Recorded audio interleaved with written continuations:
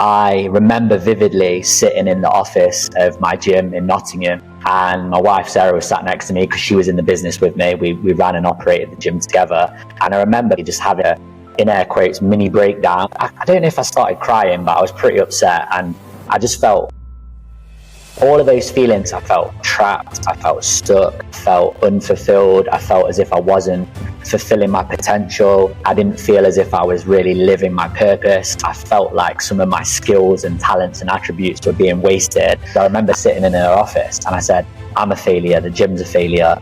And she was like, whoa. And she was like, how long have you had the gym for? I was like, almost 5 years. And she's like, okay, how many people do you reckon you've helped? I said, probably over 1,000. And she was like, okay, and how long have you been doing your podcast for? I was like, 4 years. And she's like, how many people do you think have listened to that? I was like, tens of thousands. And she was like, so do you see it as a success or a failure? And I was like, it's a success. It's being myself always, and it's something that I do my very best to embody and live by now, because I knew what it was like to feel the opposite. I knew for so many years like how it was to put on different hats for different people and just pretend to be someone else who I'm not. And I'm not going to do that anymore at 37 years old. I'm not going to pretend to be someone that I'm not. I'm going to just be me. And if you like it, you like it. If you don't, that's cool. Hey guys, are you feeling burnt out or wanting a quick break away from the daily grind? Well, our friends over at Cyro Boca Place offer the ultimate destination for those seeking a blend of luxury wellness, adventure, and restoration. If you know me, you know I'm fully invested in health and well-being. So if you don't prioritize yourself first, how are you supposed to be showing up for others around you? Looking for an experience like this, head over to www.cyrohotels.com. Hey everyone, and welcome back to The Boardroom. I'm your podcast host, Luke Beastall, and I have, was once a local legend from the Nottinghamshire area where I was born and bred, but is now actually travelling the globe in, I'd like to say, luxury destinations. Actually currently out in Dominican Republic, slightly jealous, but we're going to delve into his story. It's actually being recorded from Dominican Republic. I just thought I'd drop that in there. His name is Ali West. He started out, which is really ironic, the fact that we're going to be talking a lot about his story, as a glorified personal trainer, mopping treadmills back in 2008. Is it, Ali? 2008?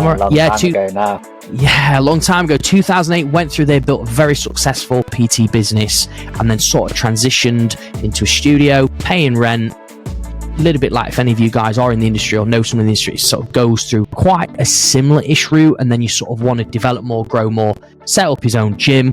9,500 square feet, so a very, very big facility and a gym that did so well. However, there was a big turmoil that I want to share with you guys. We're going to dig into it with Ali. Is he had to liquidate his business twice, and he got made bankrupt, which anybody, if you've experienced that or spoke to somebody, I can imagine it being a tough time. So we'll sort of openly talk about it. He's in a great place now, and we just connected, had a great conversation. I thought, you know what, this guy has got a fantastic business now that is a life coach for men. He particularly works with high performers, and he's transforming lives all over the world. So that was quite long-winded for me, Ali. I just feel like I know you so well already, but I'm going to welcome you to the podcast, my friend. Thanks so much for having me, Luke. I'm looking forward to it. We've already had a good couple of conversations on LinkedIn and on Zoom, so I'm looking forward to this chat. It's going to be good.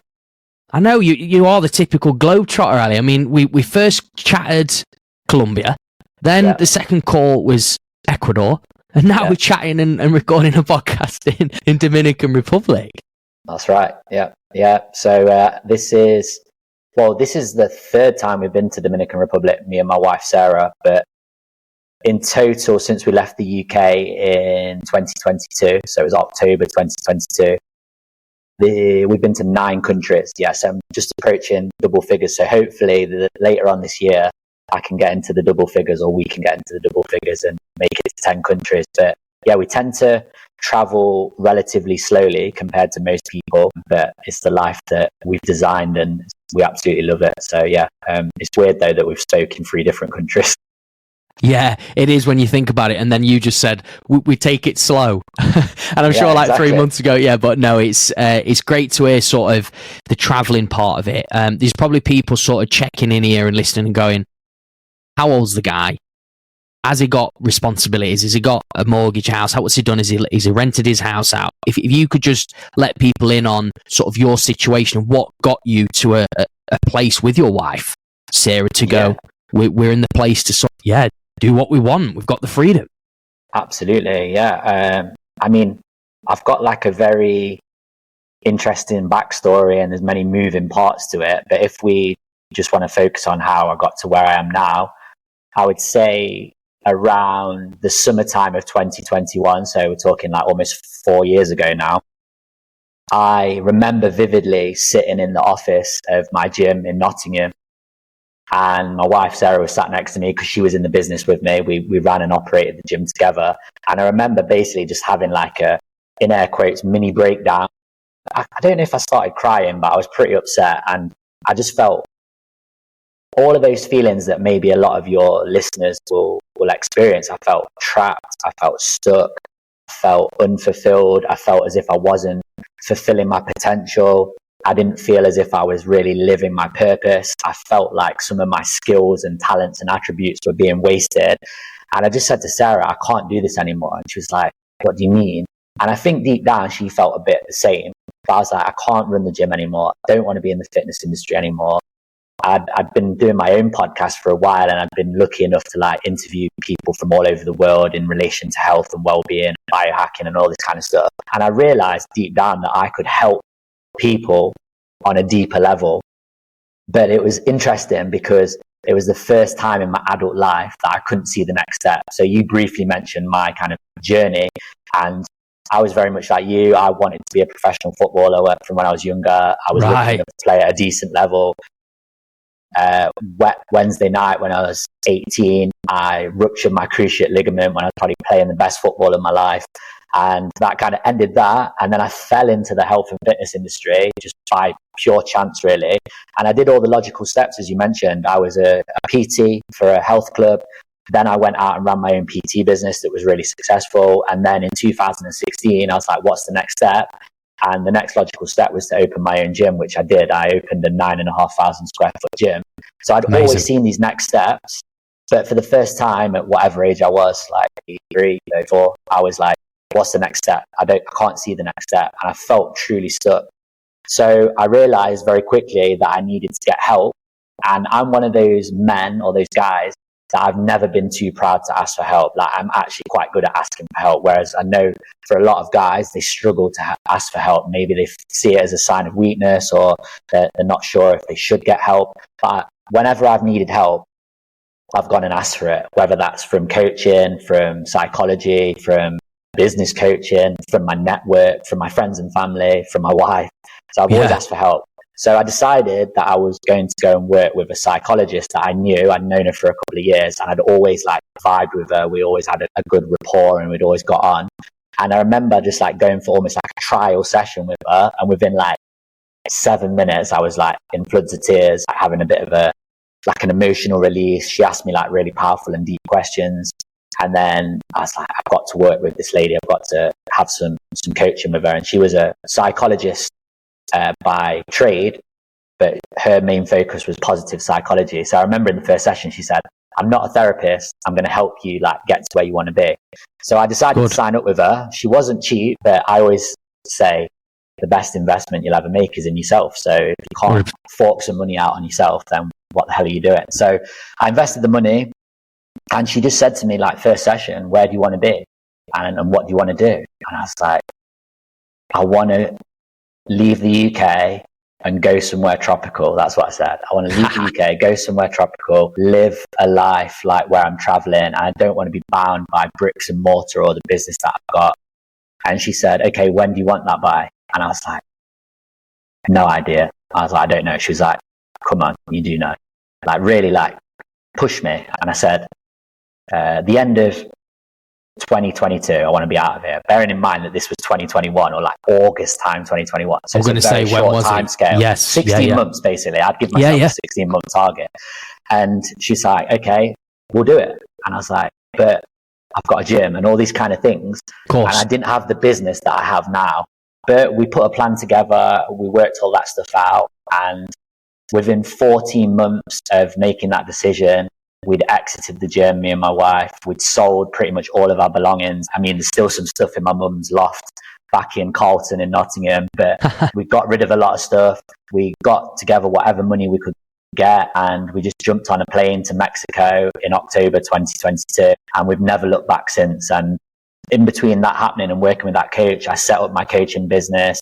I realized very quickly that I wanted to just focus on helping men for various reasons, which we can get into. And that's what I've been doing really ever since. I've been traveling the world, coaching guys, and I've been very blessed to have coached guys all over the world. So 4 continents now, I think, like that I've coached guys in, and I've got clients currently all over the world, like with my furthest one being away in Australia, and there's a 16-hour time difference, which you can imagine is absolutely mental. Yeah. I just love it. And like the results that I've managed to get with guys to help them go away from feeling stuck, feeling trapped, having limiting beliefs, to really moving them towards living that purpose-driven, fulfilling, you could say in air quotes, dream life.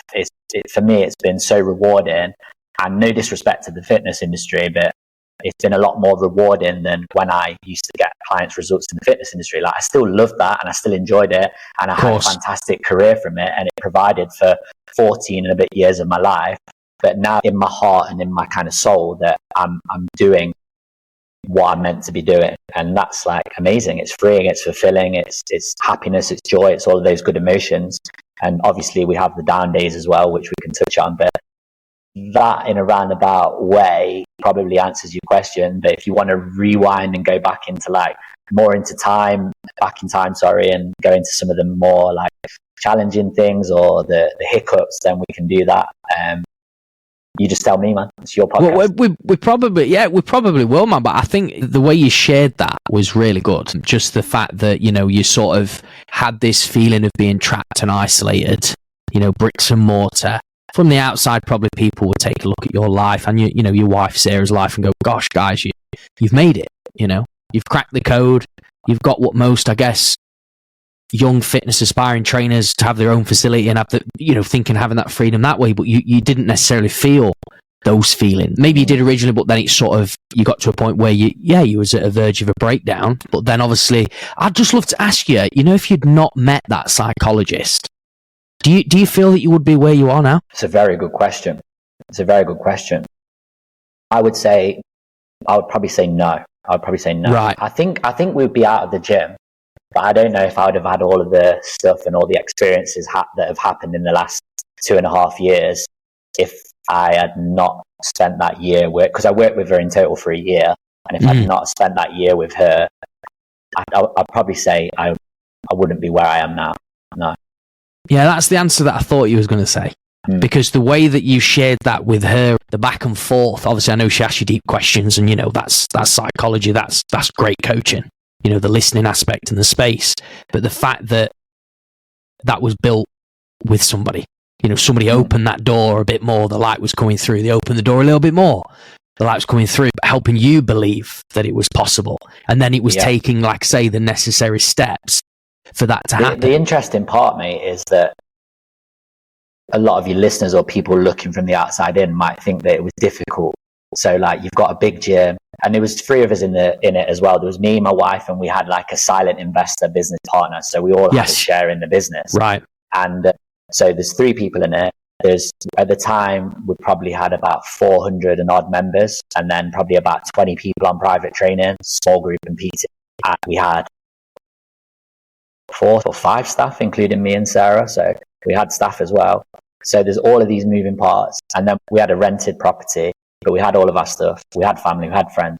So people might be listening to this and think, wow, that must be like really hard and really difficult and really challenging to do. But I want to kind of flip it and say it wasn't. It was actually easy. And I'll tell you why it was easy.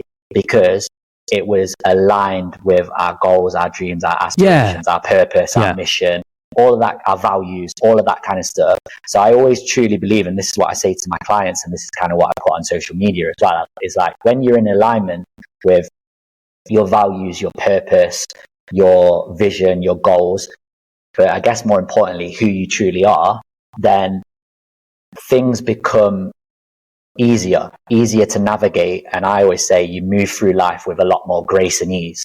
And I think people know this, but because of like fear and other things and limiting beliefs, they get stuck and they get trapped. Because we all know, like, when we're aligned with something and when it's what we truly desire and what we truly want, you go to it easier, and like things happen for you how they're meant to happen. It's kind of weird, like, without sounding like a crazy hippie, like the universe starts to bring you the things and bring you the messages that you need and that you desire and that you want, because there's no blockages. Whereas when I was in the gym and when I was doing that, like, deep down, my soul and my brain and my body knew that's not what I wanted. Maybe I thought I wanted, but it wasn't.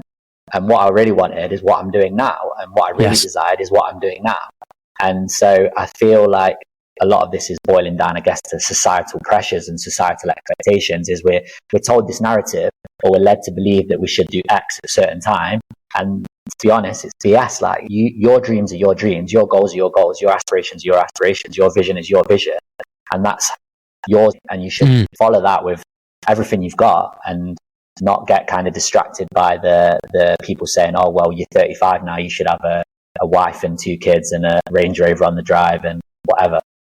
Yeah, no, absolutely. I like how you reframed it, by the way. At the beginning, people would probably deem it as being harder, but it was actually easier. And it's obviously because it was so aligned with what you wanted. So you sort of like did it. Honestly, we locked the door. We took the keys back to Savills, who were our landlords. We dropped them off, and they like wished us well. And we both felt like light as a feather, like just felt amazing. And that's how you know, like, when something like that happens, you know you've made the right decision. And there's a lot of bad things that happen with that gym, and there's a lot of like lowest of the low moments for both me and my wife Sarah. But I wouldn't change it for anything. I've got no regrets. I wouldn't change it, because it's made me the human being that I am now, and it taught me so many things. But most importantly, it taught me so much about myself, and I've made so many changes, and I had so much growth through having that gym that I don't really see it as a failure, although it was technically a financial failure, you could say. I don't see it as a failure. And also, I just want to share this because I think it's important. My psychologist, the coach that I work with, she helped me reframe it, because I remember sitting in her office and I said, I'm a failure, the gym's a failure. And she was like, whoa. And she was like, how long have you had the gym for? Almost 5 years. She's like, okay, how many people do you reckon you've helped? I said, probably over 1,000. And she was like, okay, and how long have you been doing your podcast for? I was like, 4 years. And she's like, how many people do you think have listened to that? I was like, tens of thousands. And she was like, so do you see it as a success or a failure? And I was like, it's a success. Maybe it's not made millions and millions of pounds, it's not a financial success, but it's success in a different way. And then that's another whole thing, success. Like, how do you define or label or structure success? And again, it's individual. So that was interesting when she said that, because I was feeling a bit like low at the moment, but you can always reframe the way that we look at things. No, I love it how you sort of come back to your psychologist. So I take it just so people can understand, but I think there might be a good bit here, Alex, to share with the guys listening, where they could maybe look to, if they're sort of in a place where they're stuck and trapped. It's always that first step. And where do I look? Where do I start? So you obviously, was you doing psychology sessions in person? Yeah. Was it? Yeah. So what was it, like once a week, or was it once every couple of weeks? So I started off with every 2 weeks, but then I reduced it back to once a month. Fair enough. Once a month. But So cool. I started fortnightly and then dropped it back to a month. Yeah, so you did it over a year period, which is absolutely spot on, great commitment. How did you come across her? Like, where did that sort of relationship build from? She was my podcast guest. She came on my podcast. Okay, She was one of my very first guests as well, maybe like episode 14 or something like that. So just for context, I did a health and fitness podcast I ran it from 2018 till when I closed the gym. So 4 years. And I did about 120 episodes, something like that. Crazy. So, she was one of my first guests. And when you just meet someone and you just hit it off, maybe like me and you, like when we first spoke, like you just kind of get that vibe and that connection. That was like that with her, and I'd always kept in touch with her ever since, and I just knew she was the right person to help me at that time. But here's a key thing about this, and I say this to my clients as well, is that we've all got the answers. Luke's got the answers, Ali's got the answers, the person listening to this has got the answers inside of them. We all have the answers, but sometimes it takes an external person or an external thing or an external experience to unlock those answers. So I agree. I get into your question. Well, your question was how do we meet, but I think you're going to get at like what's the first step for your listeners to get going with this, and it always starts with going within. Like you've got to go within first to get the answers, because the answers like aren't external, and everything isn't external, like happiness, joy, fulfillment, purpose, all of that kind of stuff, all of those, you could say, high emotional states or high vibrational states, they're all internal. You're not going to get any of that stuff from external things. So I think the first step always is going within yourself. And really, when I had that breakdown in the gym, in my office, that was a moment of going in within myself and going within and saying that I thought I wanted this, but I don't want it anymore. What I want is X. And then once I knew that, then I needed that external person to help me kind of like unlock the stuff. So sometimes like a coach or a therapist or a psychologist or a mentor, they're like that, the skeleton key, like they'll unlock the things that are already in there. They're already inside of us. Absolutely. We all know the answers, but we sometimes need something external to get those answers out of us. And that's why a coach, a mentor, a therapist, a psychologist is so important and so powerful. And I think everyone, I know it's not accessible always for everyone, but I do believe like everyone should have something like that in their life. Yeah, and absolutely, I agree with you. And it's that exploration, it's that sort of stretching where you currently are. You know, you can be quite, not, I don't want to say you're quite comfortable. Maybe you're just sort of in the motion of life, and I guess they're sort of going against it. So it kind of stops you in your tracks and gets you thinking differently, which then you start extracting, like what you just said. We've got the answers inside of us, and it's so, I say insightful because every guest, honestly, I mean, if listeners are listening to this now and they've gone through majority of these episodes, this is really good stuff, and it's important to keep relaying it. But you know, in sort of your situation where you felt trapped and isolated, where did the loss of love come in the fitness industry? Because obviously, when you've been in it 14 years, you know, most people would say, well, that's it, you're done for life, kind of thing. It's your job, it's your business. You're gonna have the gym until you're 40, 50, and maybe step out the gym and chill out, like, you know. I'd just love to know where did that loss of love come from? I think it was not one thing.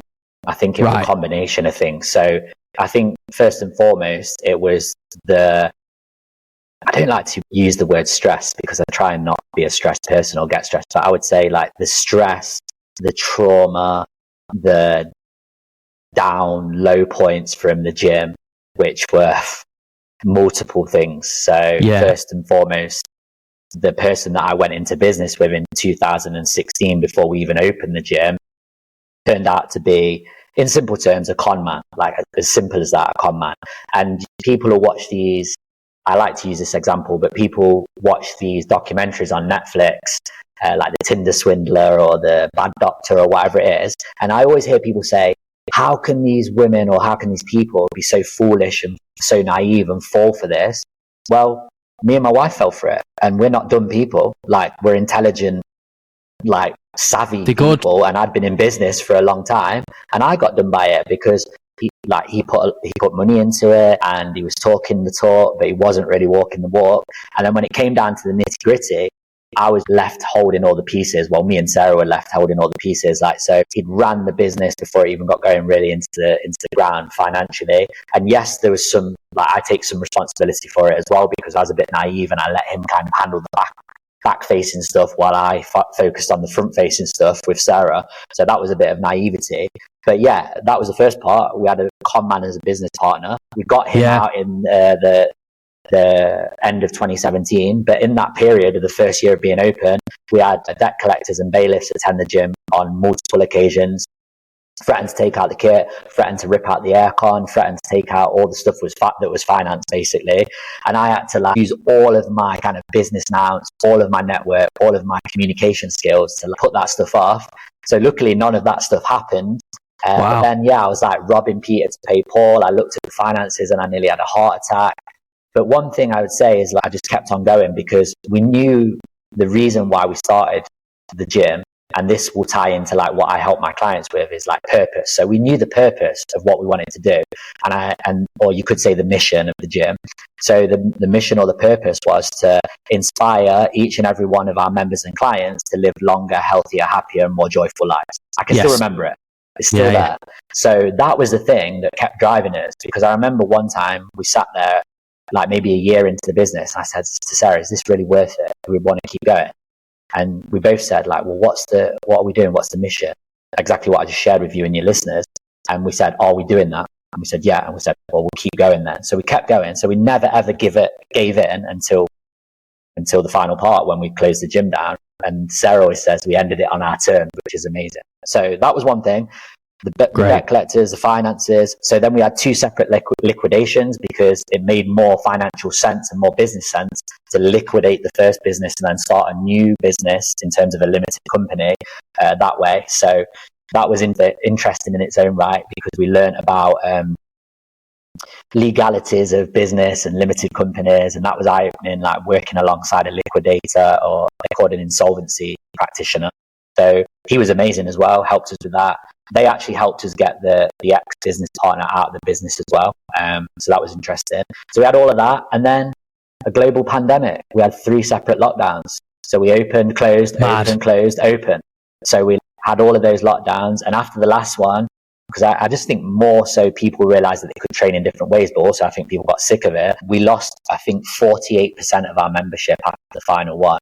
So the first 2 lockdowns, the membership stayed about the same, but after the last one, I think people had enough of this, and we lost about 48% of our membership. So to lose half of your membership is crazy. But then luckily we got into the student market, and they kept us going, really. So we had all of that stuff. So I'm going about this in a really long way, but I'm just trying to give as much context as possible. Yeah, it's good. So we had all of that.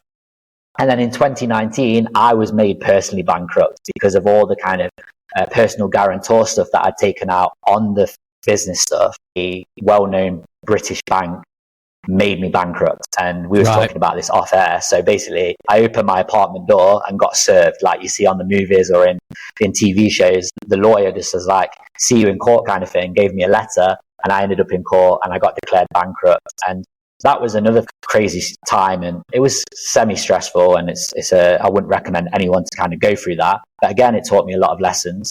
So there's all of that stuff.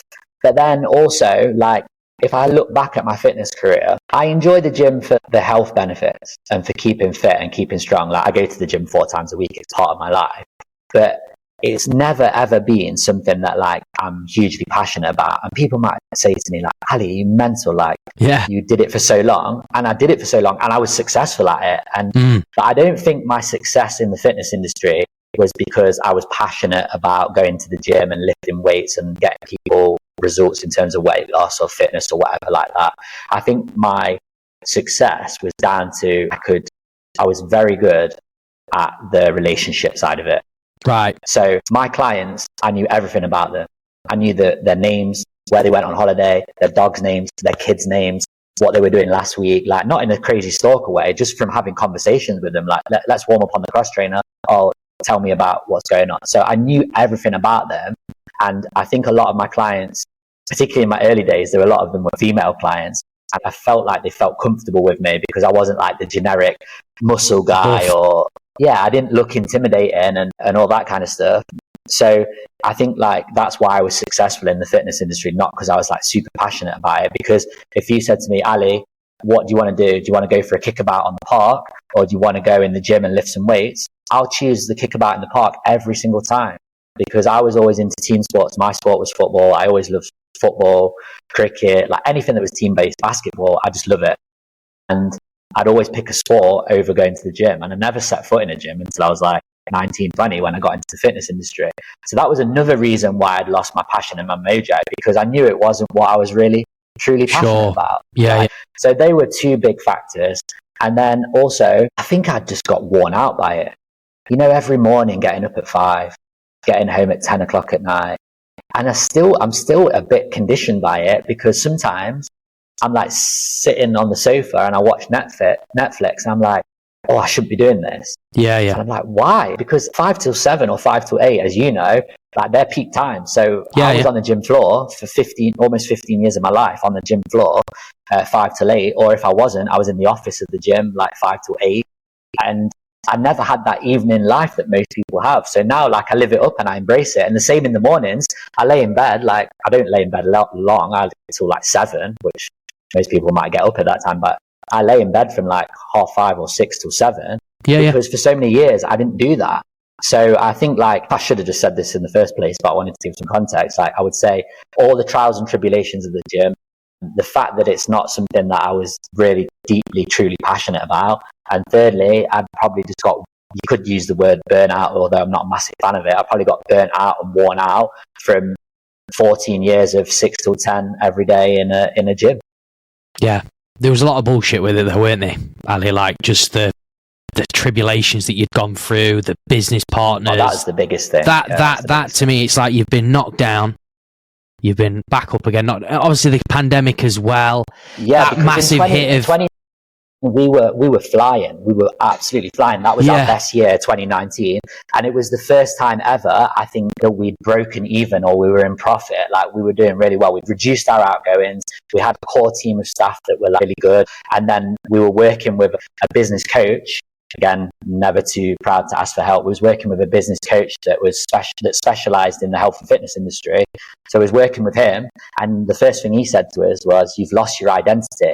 And we was like, "We've lost our identity because this is not what I originally wanted. Like, I originally wanted to have a small studio and focus on small group and PT. I never wanted to have a gym membership. I never wanted like such a big facility. But that's what I ended up having." And he was like, "Look, if you lean more into small group, you'll get back on track." So we did that. We kind of shifted everything to small group. And in 2019, we were starting to improve month on month. Then we got to like break even or even into profit. And then Boris jumps on the telly early 2020 and said, everyone's locked down. Yeah. It was just like a kick in the nuts because people didn't want to do small group online. They didn't want to do it on Zoom. They wanted to do it in person, because we even systemized our small group. So we had our own kind of system that we used, so that when we had a trainer doing the sessions for us, he or she knew exactly how to format and run the sessions. So it was all systemized on the exercise and the nutrition side of things. And that was going really well. And then, 2020 lockdown and just, what a kind of shit show all that was. So I think all of it was just compounding. And it's like the water on the brick analogy. Like, at first it starts dripping and then it's a crack. And then you just kind of forget about it. And then the whole house falls down because that one drip has cracked the whole wall and dropped the whole house down. And I think that's what happened. And we didn't get it to where the whole roof caved in and the whole house fell down. But if we'd have carried on, I think that's what would have happened. So it was just that kind of drip, drip, drip, that constant pressure from different angles that forced me to have that moment, and then forced us to have that conversation to follow and pursue our dreams. I am now, so it's a blessing.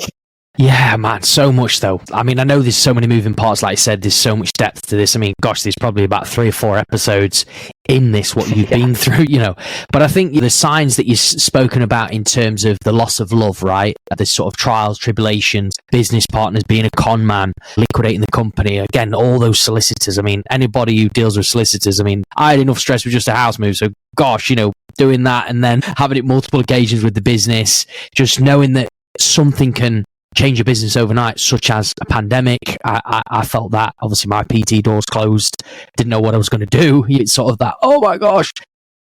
Just as a sort of like checking question, how long did you sort of feel this isolation and trapped feeling? Did you have signals for a couple of years and you just sort of ignored it? Or I remember vividly, like, it's weird how your memory works and how you remember things. I remember in the first lockdown, because no one knew what was going on, did they? So I remember we lived in a really nice apartment complex in Nottingham. We had a 2-bedroom, nice apartment, corner apartment, floor to ceiling windows, brick. It was really nice, and it had a gym on site. But obviously, because of the pandemic, they closed that gym as well. So we pinched some dumbbells and some kit from the gym, took it back to our flat with us. And I remember it was a really nice day, and we were in the car park of all places doing like walking lunges or something. And I said to Sarah, shall we just jack this all in? Shall we close the gym, move back in with my mum, and like follow our dreams of going traveling? Because we'd always had that dream, like from when we very first met, we'd always spoke about traveling and seeing the world. And we were quite lucky before we did what we're doing now, we went to like some far-flung places. So we'd been to like Tanzania and Bali and these kind of places, but we wanted to make that more of a permanent thing. So I just remember saying in kind of March, April 2022, should we just close the gym, jack it in, move back in with my mum? I can get a PT job. You can get a job back in sales, because Sarah's background was in corporate sales. You get a job in sales, I'll get a PT job. We'll just like put the money away and then we'll just go and F off and go traveling. I remember saying that. And I remember Sarah saying, there's absolutely no way I'm moving in with your mum like that. So I was like, okay, fair enough. So we just carried on that journey of the trajectory of like trying to like navigate the lockdowns and then get the gym back open. But I think that was the first point. That was the first time where I kind of could slow down after everything that had already happened in the first 3 years of the gym opening. It's the first time I could slow down and say, hang on, take stock, like what's going on here? And I remember that vividly, saying to her, like, shall we just kind of jack it all in? So it was brewing. Yeah, it was brewing for a year and a half probably. But if I think about it deep down, it was probably brewing a bit before that. But I'm making this sound like I didn't enjoy running the gym, but I did, especially even with all that crap going on.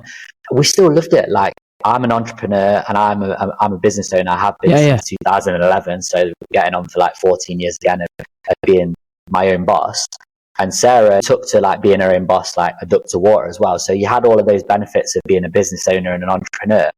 But also, I've always enjoyed helping people from like nursery. I'd always help people. Like, that's the kind of person I am. I get it from my mum. I'm an empathetic person. I've got like a big heart and I always love to help other people. That's like my thing.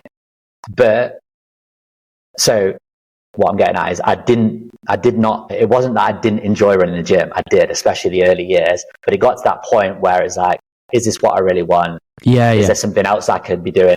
So it's kind of like a double-edged sword. I did enjoy it, but also I got to that point where I knew I wanted to get out.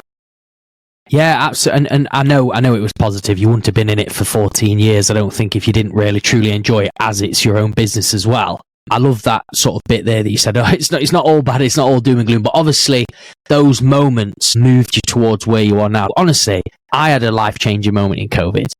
You know, it made me shift the business. You know, so many people made these big changes in COVID because the world stopped or paused, and then you were allowed to slow down and really start to actually, rather than just going through the motions or whatever, clocking in, clocking out, whatever it is you're doing, everybody got to really look at the relationships. There's loads of people that sort of went separate ways. Some people got in relationships. I know for me, I got in a relationship. It's just mad how many changes it was being made. So it wasn't a bad thing. It was a good thing, if anything. So for you, in terms of like your 14-year stint in the fitness industry, what did you learn most about yourself? What was something that you've taken away to now move into this like new chapter? Excellent question. And I'll just try and keep it quite simple. And it's the same lesson that's been highlighted over the last 2.5 years since I left the UK as well. And it's as simple as this. It's never as bad as you think, or never as bad as it seems. Right. Simple as that. So you think then, in terms of most people in like if you talk about the UK specifically, because most people who listen in are UK or Europe based, that they deem it as in their head like a worse story or outlook that they think than what it actually is.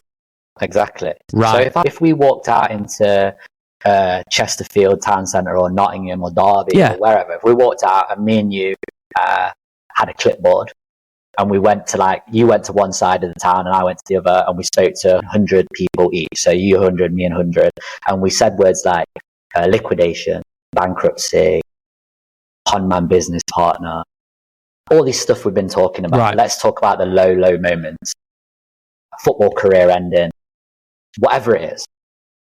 How many of those 100 would say they're all like really terrible things and I don't want that to happen to me? How many? All 200. All of them. Yeah. All of them. Most. And that's because as human beings, we can get into like psychology and like neuroscience now, but like, as human beings, and you'll know this, is that firstly, there's only 2 things that human beings want to concentrate on, and that is survival and reproduction. That's what we're here to do, is to survive and reproduce. So with that in mind, we are negatively wired up. We have a negativity bias. And like, I'm not like downplaying women's emotions here, but I from my experience and from being a man as well, I feel like men tend to be even more wired up to a negative standpoint. So they're even more negativity biased than most women, just from my personal experience and opinion. So we're fighting this battle of negativity all the time.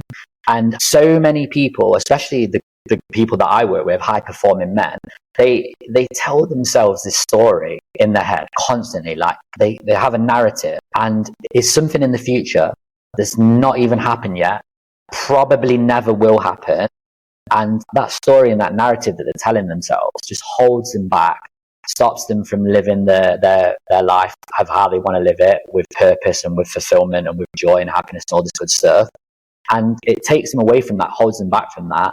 And this story, as I said, is probably never going to happen. So that's why I say that's the biggest lesson that I've learned, is that I was there. I've been in these people's shoes, and I had a story and I was doing it myself. But it's never as bad as you think or as it seems. And what I say to my clients, and I'll say the same thing to your audience, is that use evidence to prove that what I'm saying is true. So you can think of the worst thing that's happened. For me, the worst thing I can think in my life is like I lost someone that was like a brother to me. I lost that person at a very young age. I was only 14. He was young as well. He was 20. He was my cousin, but he was my brother, like more like a brother to me. So he was my brother. He lived with me because his parents had kicked him out. So my mum and dad took him in. So we shared a bunk bed together. He got killed in a road traffic accident when he was 20 years old. So that's probably like the worst thing that's ever happened to me that I can think of off the top of my head. And yes, it's a horrible thing. Like I lost a loved one. I lost a loved one at a young age. But when I reflect on it now with like time, wisdom, the growth that I've done, it was never as bad as I thought it would be. It happened how it happened, and it happened for a reason. And I took what I took from it, and I used that moment in my life to grow and develop. And it's the same with all the other moments.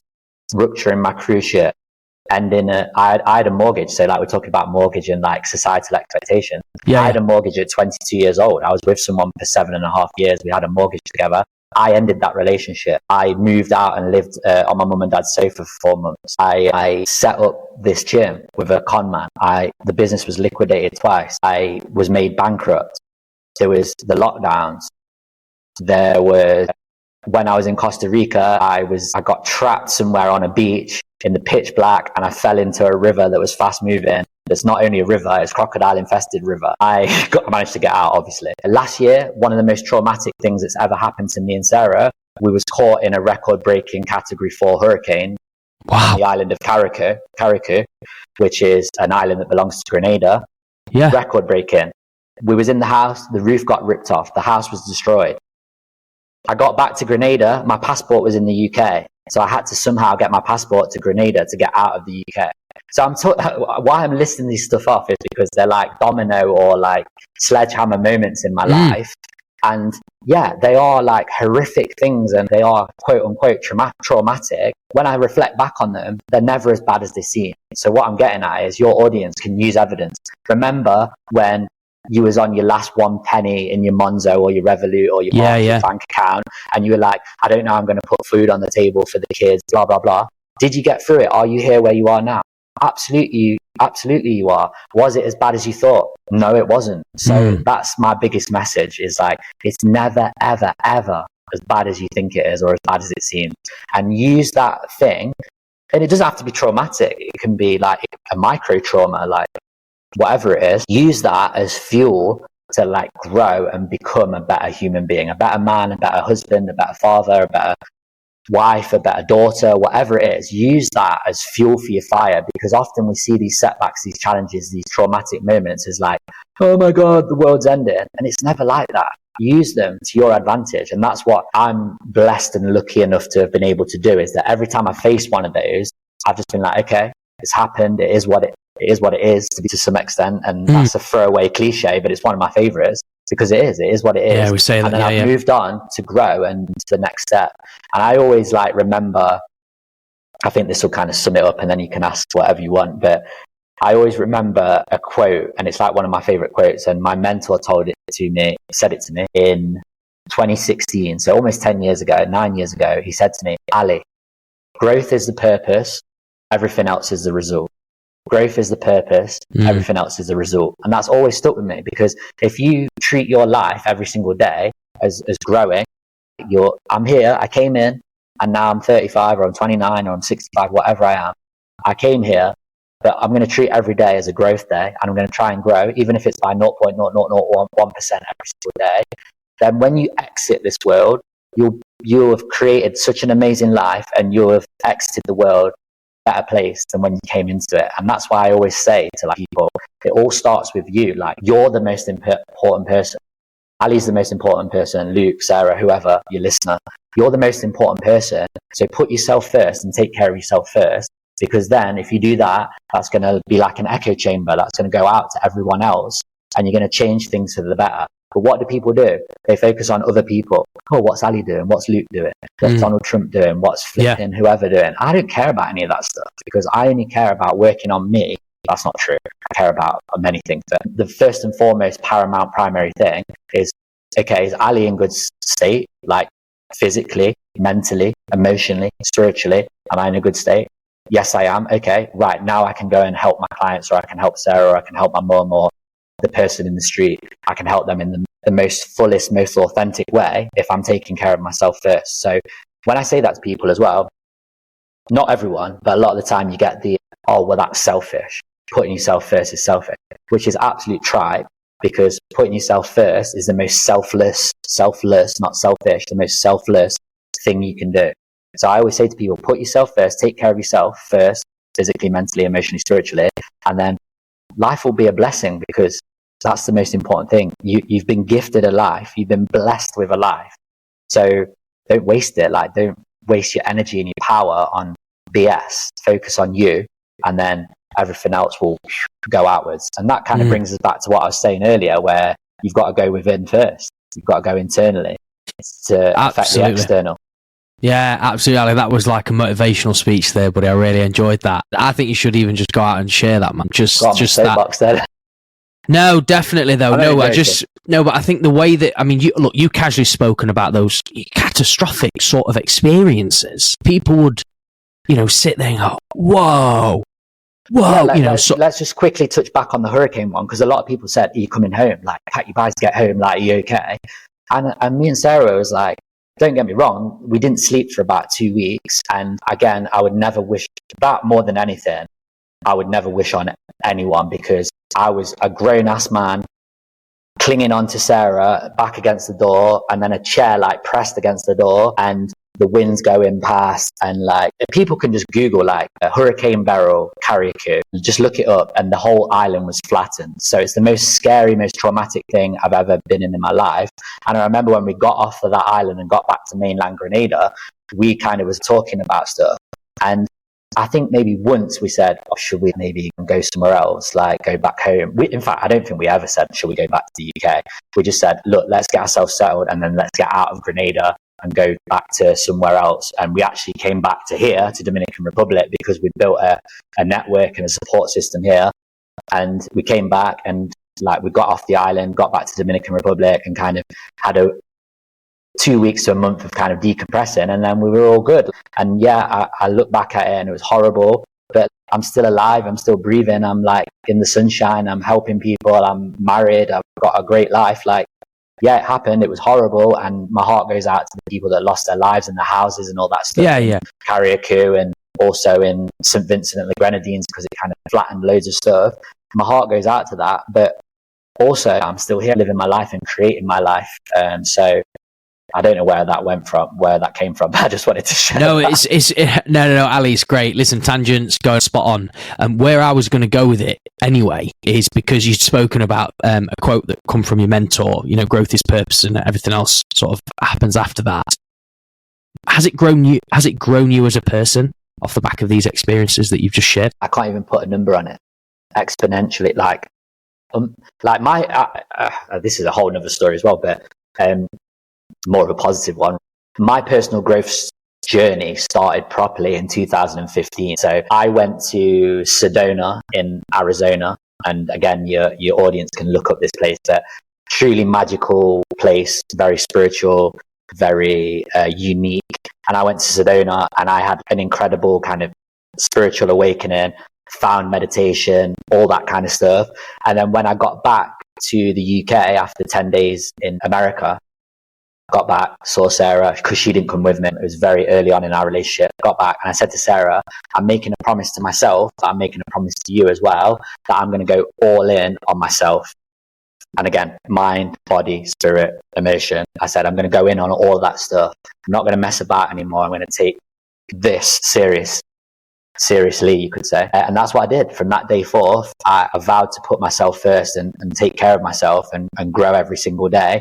And yeah, I've discovered so many things. Some things I've kept in my life, some things I haven't. I've had so many lessons. And I feel like everything that's happened to me since 2015, and that was like a big year because I met Sarah and there's a lot going on at the same time.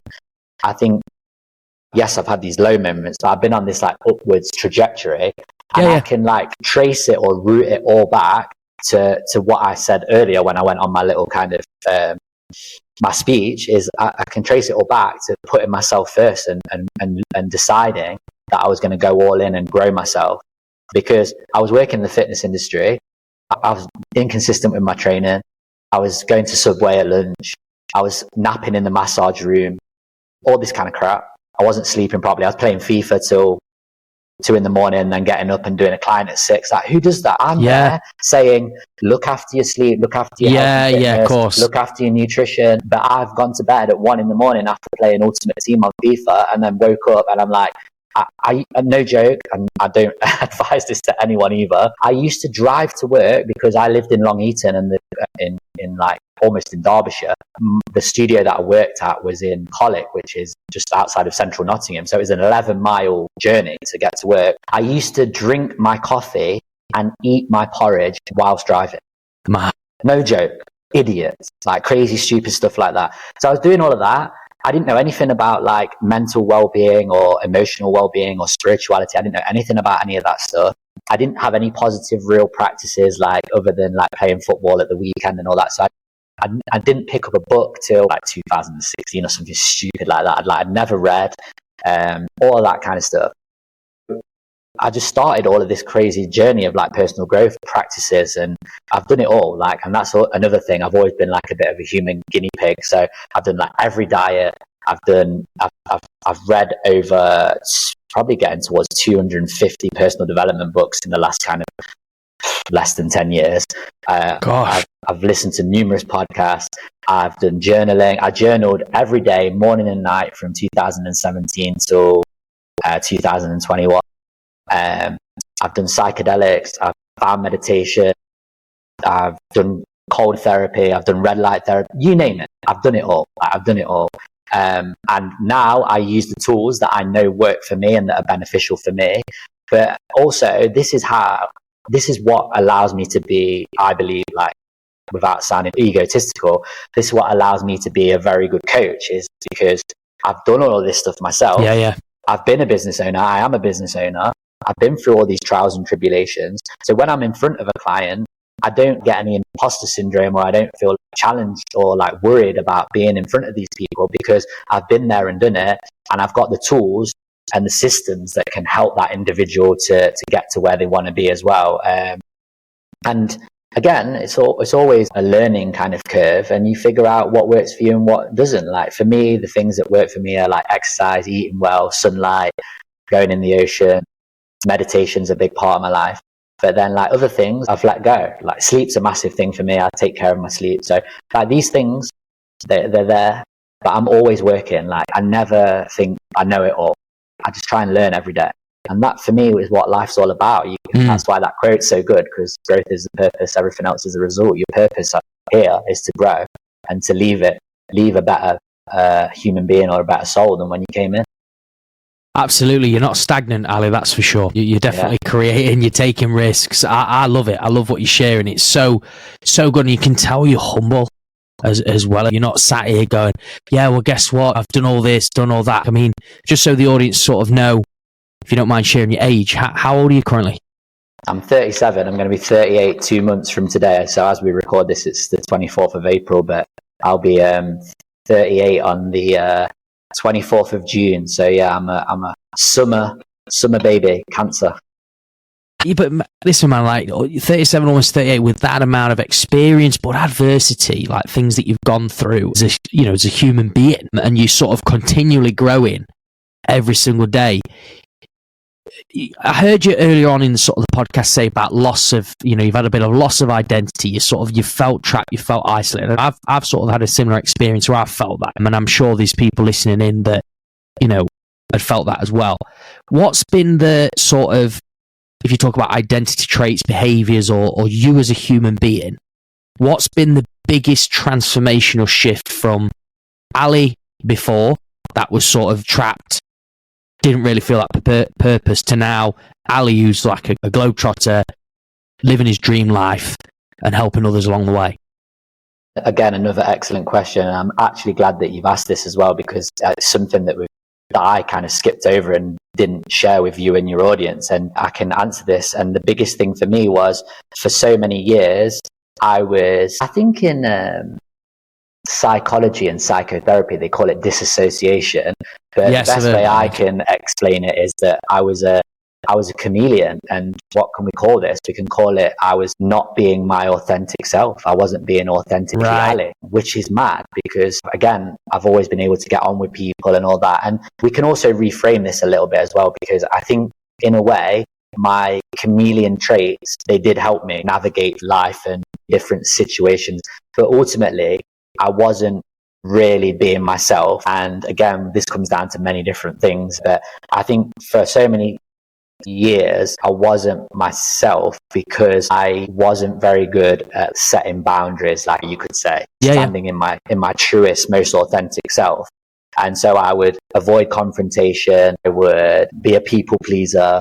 These kind of traits that are associated with this sort of stuff. It's just mad that I was disassociating with who I truly was. I was like a social chameleon, or just a chameleon in general. And when I stepped into like who I really am, and I got down and dirty and started to let go of that, and that's when a lot of this stuff changed for me, and that's when the growth accelerated as well. So and then I always say this as well to my clients, and I put this on the internet as well, is that the darkness never really goes away. Do you know what I mean? The darkness is always there.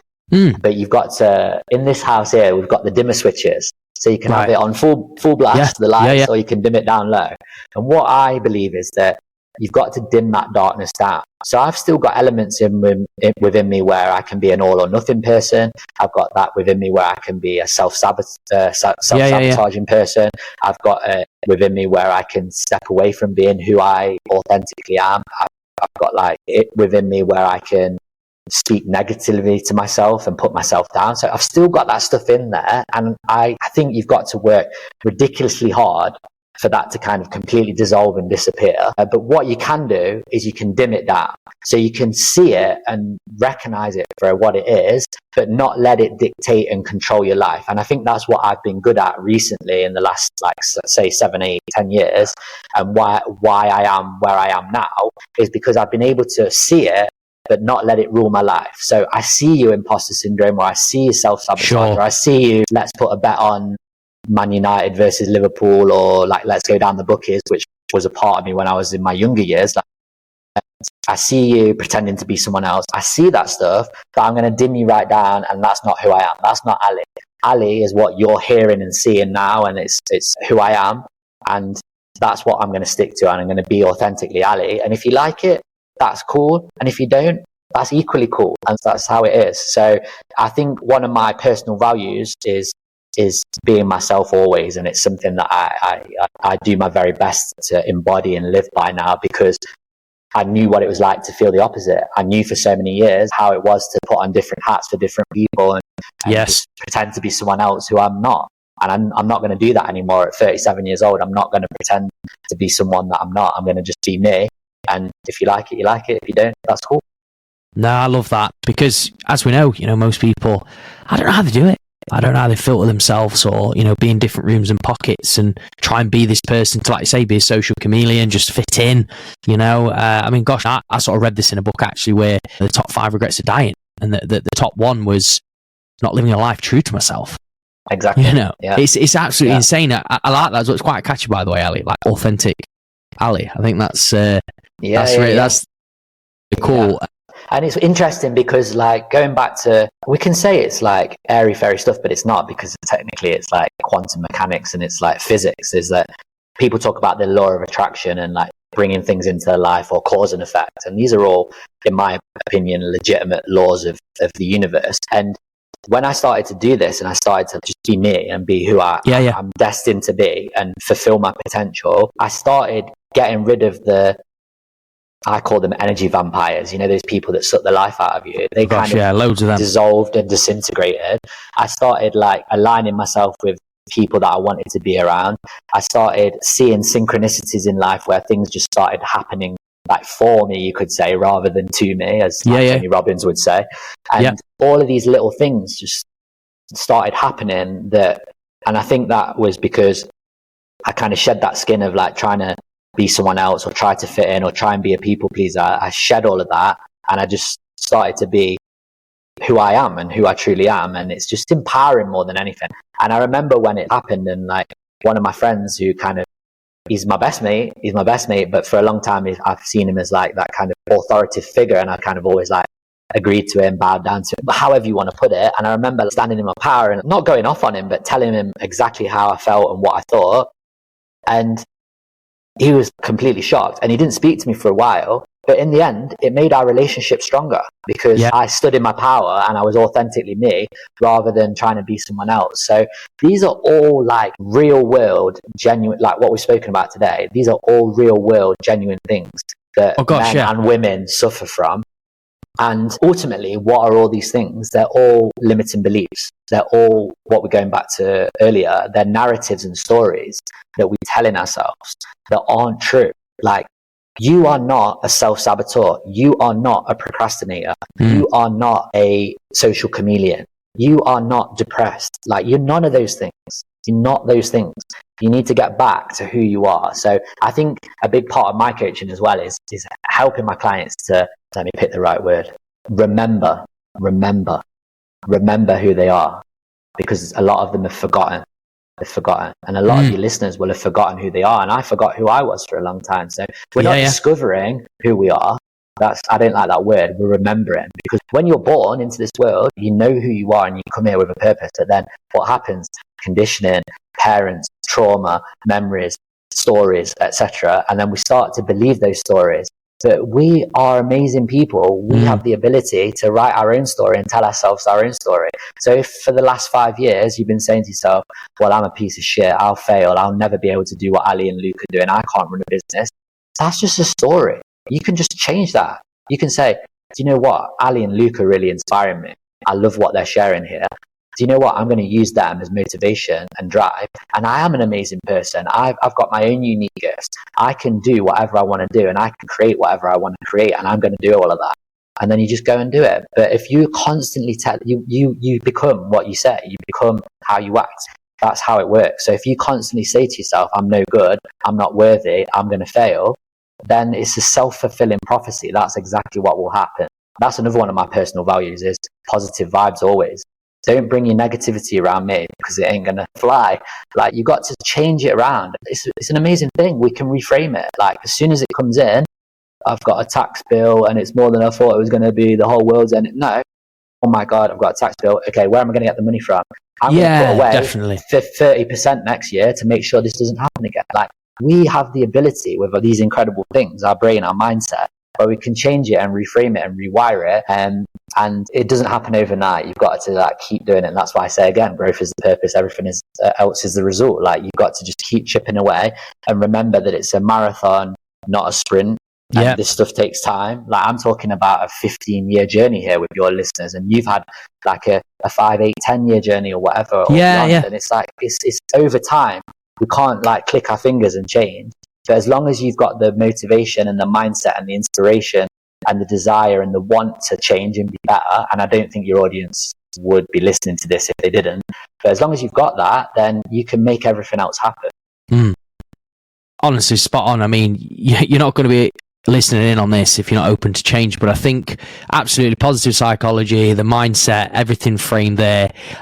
What you said, Ali, I think is just going to, I think when you listen back to this as well, and you watch this back, you're going to be like, damn, I was on the money sort of thing. I was hitting bombs, which is good, by the way. It's your experience, it's your wisdom, and how you've become this Ali who was always there. Like you say, you find out who you truly are. And I think, like you say, a lot of people don't know that. So we are actually at the end of the episode, which is mental because it has gone quick. It has. And there were so many different avenues. Again, man. We'll do it again. Yeah, definitely, man. So this is a question I do ask every single guest to sort of like finish on, and then obviously we'll sort of let people know where they can find you and stuff. What does mastering your life mean to you, Ali? A purposeful, fulfilling, and joyful life. That's what I would say, which ultimately boils down to what we said earlier, which is growing every day. Mic drop, everyone. Mic drop. I love that. So good. And it has sort of brought this episode together in what you've just said there.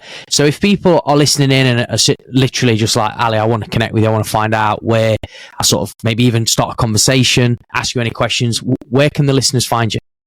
Yeah, there's a few options. Let's start with social media. So you can find me on LinkedIn, TikTok, Instagram, Ali West Coach. And then on YouTube, I believe it's the Fulfillment Formula. So I'm sure you'll put the links in the description. Yeah, on we'll YouTube, do that. It's the Fulfillment Formula. And I've just recently launched my YouTube channel. I'm putting out a video a week. So all of that stuff is centered really around purpose and fulfillment in your life.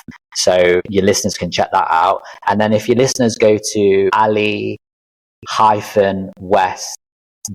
so ali-west, like the direction.com, there's a one-page kind of website there where they can watch a 7-minute video, and it just explains a little bit more about who I am, how I help my clients and the people that I help, and a little bit about overcoming limiting beliefs. They can watch that. It's completely free, and there's a link on there as well where if they do feel inspired or it resonates, they can book a strategy call with me, which is completely free, no obligation. So that's where people can go to get in contact. And I always answer DMs. I respond to people. So if people want to message me, I won't blank you or ignore you. I'll always reply. No ghosting from Ali. Love that, mate. I don't do ghosting, no, because I get ghosted enough myself. Mate, I know. Tell me about it. But no, thank you. It will, like I say, every bit of information, we'll probably get that from you as well, so we don't miss anything out. So the listeners and future listeners, can kind of tune in, mate, and discover your story, mate, because, gosh, mate, I'm inspired by it. And I think just even still young man to go through that is, mate, a lot of people deem it as like traumatic, but for you, it's shaped you. It's brought out this strong. I'm inspired by you as well, man, and I just want to say thank you for allowing me on your show. I really appreciate it, and just keep doing what you're doing because, people like you inspire me. I don't get inspired by blooming Taylor Swift or anyone like that. It's people like you that inspire me. So just keep it going, man. I appreciate it, and I appreciate your time. And you ask really good questions. I love that. Oh, no, thank you, mate. Thank you. Really appreciate it. Like I say, this was a safe space, mate, a great space to share your story. And honestly, I thoroughly enjoyed the episode. And I look forward to staying in touch with you, Ali. I really do. Yeah, and if I make it back to the UK, we'll go for a drink or a coffee or whatever. We'll go for a drink, mate. We'll go for a drink. But no, absolutely. Glad you said that. Mate. Yeah, we'll do something, buddy. Nice one. Nice. Cheers, mate.